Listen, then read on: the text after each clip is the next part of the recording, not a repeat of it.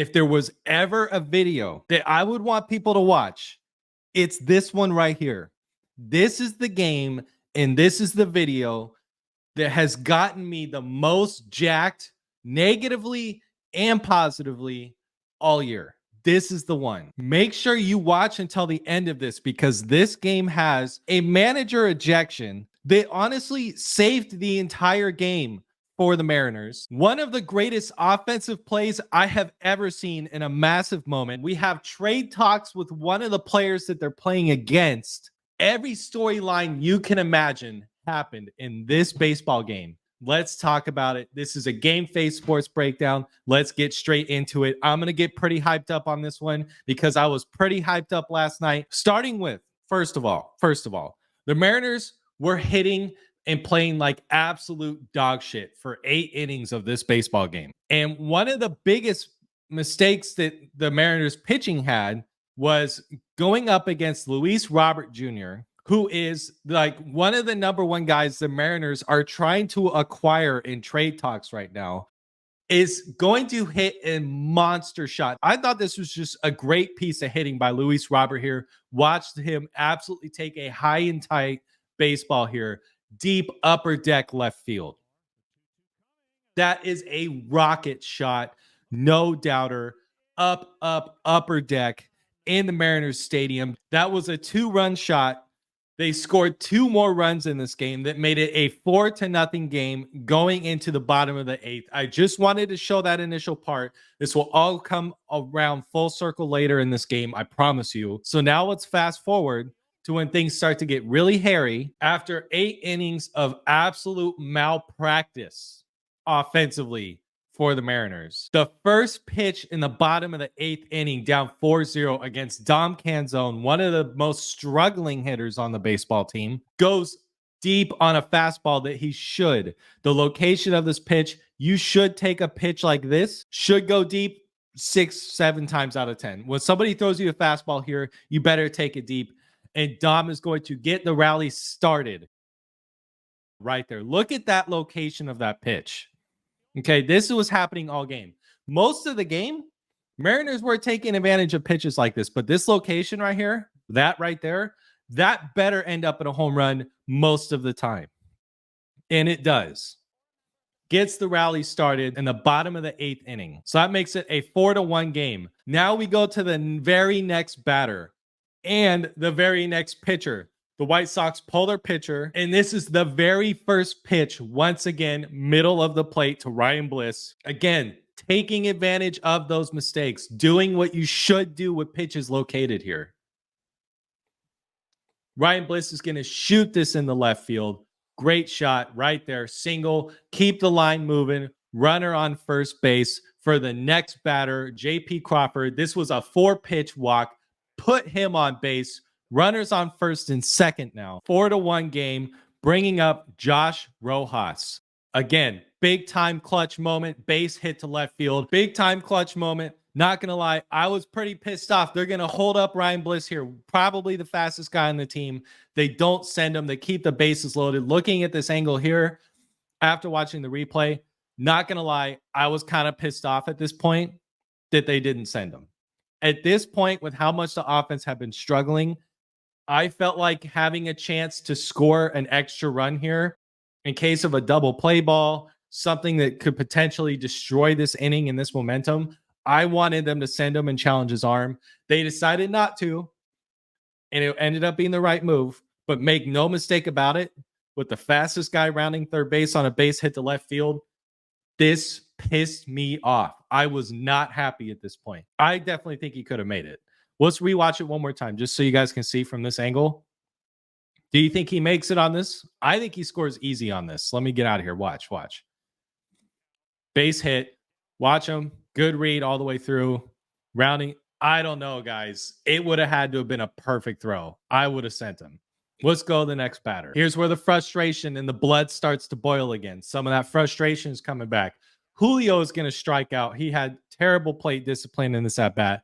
That was a tough pitch. That's 101 miles an hour, tailing off the plate inside towards him. That's a tough pitch to read. Maybe you hope he fouls it off, but that's a tough strikeout too. You got to be better than that, Julio. So he strikes out. Then that brings up Cal. This moment right here is the best play that a manager has made all season for their baseball team. And one of my favorite Scott Service moments I've seen in a long time. Cal is the number one. Cal is probably the best catcher in baseball, in my opinion.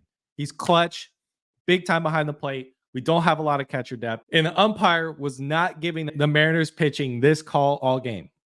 And nobody knows that better than Cal because he's our catcher. He's behind the plate. He sees it all game. He's going to get rung up here on an inside pitch. Just clearly a ball. It's close, but it is clearly a ball, and we're not getting those calls.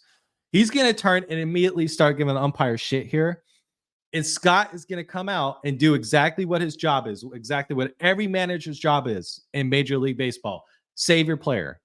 Take the ejection, take the notice, and take the blame away from the player so you can keep your very important player in the game, take the ejection on his behalf, and keep the momentum going. Another thing to think about here, it riles the team up. Watching the manager go out there, give the umpire a bunch of shit on a terrible call that he quite frankly deserved. I promise I'm going to show it. I just want to explain how important this is. You rile your team up, you save your player, you keep him on the field, you take the blame on his behalf, and that's the kind of shit that wins you games. This is the shit I've been asking for. So here we go. Here's the terrible call. Inside off the plate, rings him up. Cal immediately turns around and is like, dude, this is bullshit. Terrible fucking call. And here comes Scott getting right in between them, right in time, because I can't lip read. I'm not going to pretend to, but I guarantee you, if Cal keeps going here and Scott doesn't get involved, he's probably going to get rung. Immediate ejection. See, look. As soon as Scott comes in, immediately ejected. You're done. Saves the player. And I was nervous because I wanted Cal to walk away.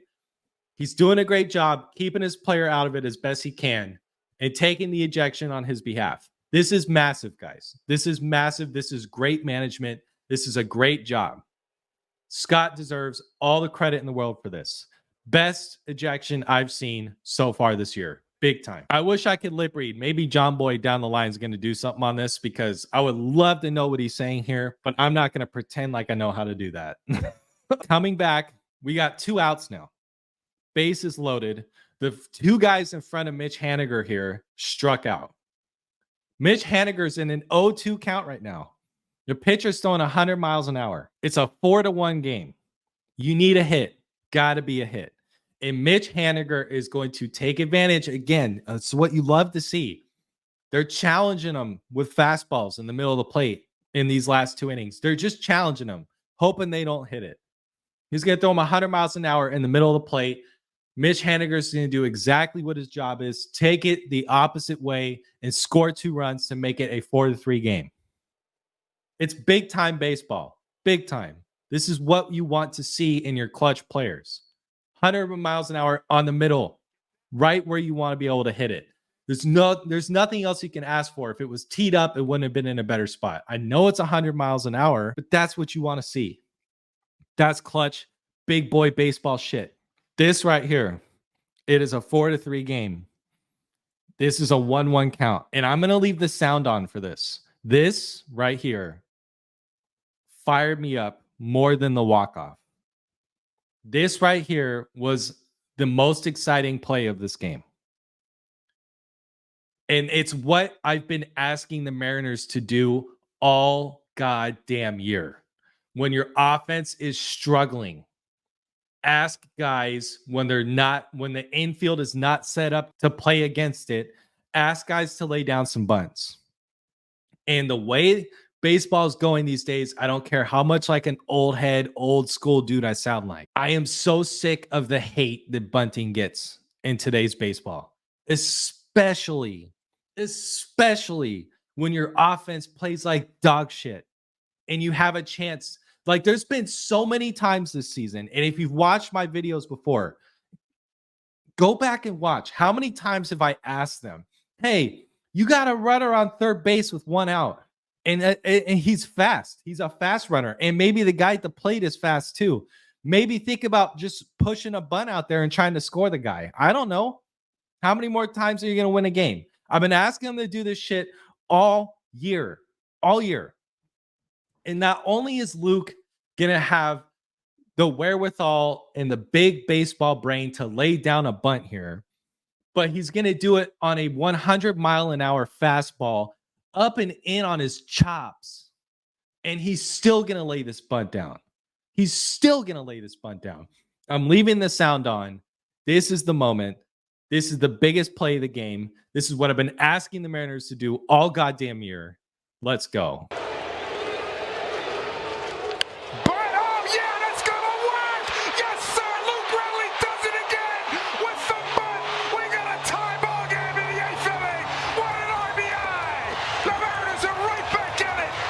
This location, guys, to lay down this bunt where he did and where this pitch was placed. Look at this pitch. Look at that. That's 100 miles an hour right at his face. I cannot express how impressive this is. This might be, for real, outside of like a playoffs moment, I can't think of anything off the top of my head. There's been some great bunts in history, but for a chance to tie the game in the bottom of the 8th inning with a guy throwing 100 miles an hour, he throws it high and tight up and at your face, and you still lay down a perfect bunt to tie the game, and it's a base hit and you're safe at first. This might be one of the greatest bunts I've ever seen in my entire life. Maybe the greatest bunt in terms of actual degree of difficulty and moment I have ever seen in my entire life. Just me personally. I'm sure there's been better ones. I can't think of one right now, though. This is absolutely ridiculous what Luke Raley did here. This is straight up All-American, hard-nosed baseball. And it's what I've been asking him to fucking do all year. And this wasn't a suicide squeeze. Watching Josh Rojas over here at third base, this wasn't like he was going on the pitch. It was just a perfect read, perfect bunt. Reads it perfectly. You can't ask for anything more than that to tie the game. I just wanted to give all the flowers I could to this. Shout out to bunting. It takes a real man to lay down a fucking bunt. All right, so now we're in the top of the 9th inning. The game is tied. We got a runner on first base. Stanek has been struggling lately. He has not been great. This is a big moment. You got to give your team a chance to win this game. And Stanek is going to throw a perfect pitch here, closer to the corner than the one that Cal, the catcher, got rung up on in the last inning. And hopefully I can edit this and put these side by side so you can see.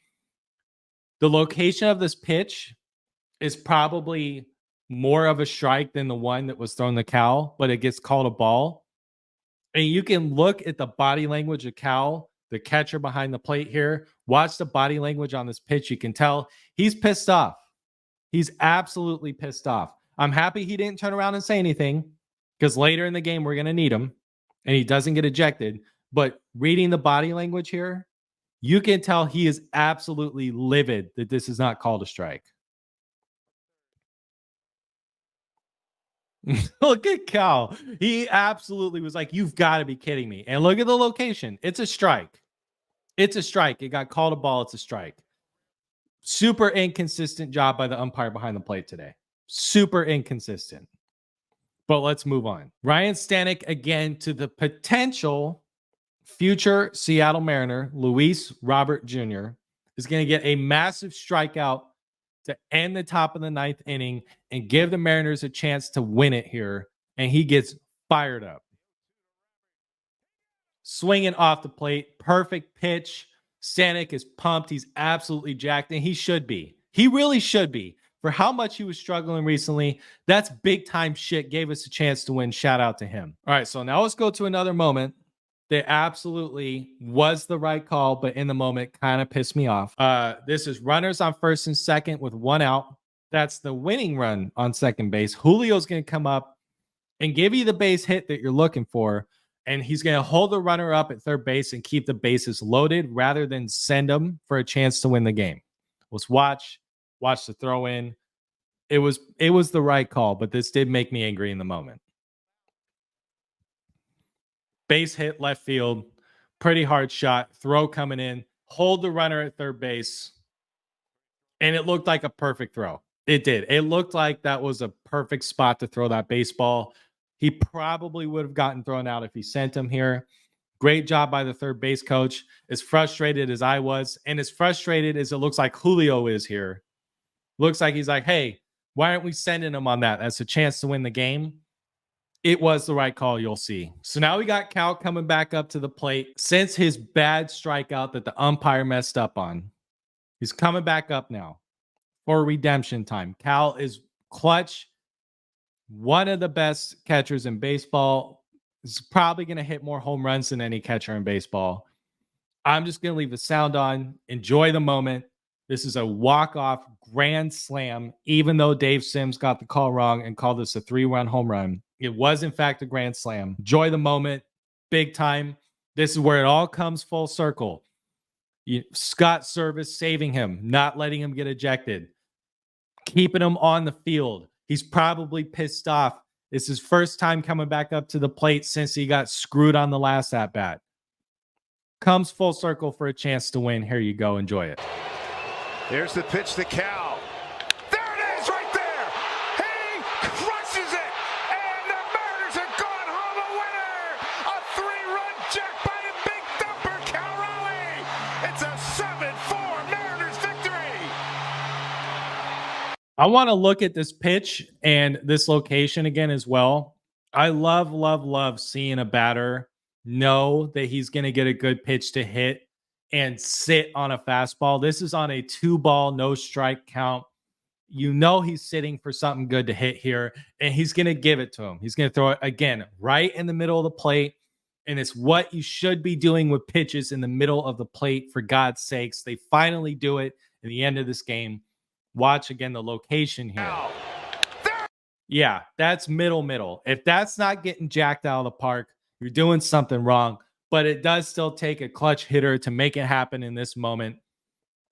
Cal is that clutch hitter. This was that moment. This was the best game of the year. This was the most up and down roller coaster game this year. I was pissed off. I was frustrated, but it ended well enough that I was still jazzed up. If you enjoyed this breakdown and you watched to this point, I'm going to be doing these all year. I do baseball breakdowns all year for other teams as well. The Mariners are my main team. So if you're a Mariners fan or just a baseball fan in general, please consider subscribing because I will be doing these all year. Thank you for your time. This was a hell of a game. Can't wait to see what else this team does.